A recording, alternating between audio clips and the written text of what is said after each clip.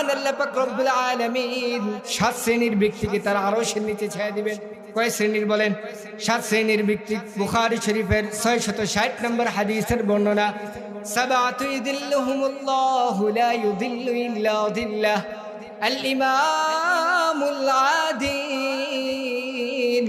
আল্লাহ নবী আলাইহিস সালাম বলেন, যখন হাসরের কঠিন দিনে আল্লাহর আরশের ছায়া ব্যতীত অন্য কোনো ছায়া থাকবে না, সেদিন মহান আল্লাহ পাক রব্বুল আলামিন 7 শ্রেণীর ব্যক্তিকে তার আরশের নিচে ছায়া দিবে।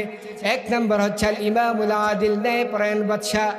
আল ইমামুল আদিল ওয়াশাবুন নাশা ফি ইবাদাতিল্লাহ, ওই যুবক যে যৌবনে ইবাদত বন্দি করে।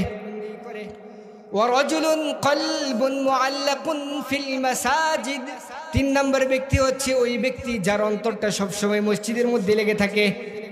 ওয়ারাজুলান তাহাব্বা ফিল্লাহ, 4 নম্বর ব্যক্তি হচ্ছে যে একে অপরকে ভালোবাসে, মহব্বত করে, বন্ধুত্ব করে আল্লাহর জন্য।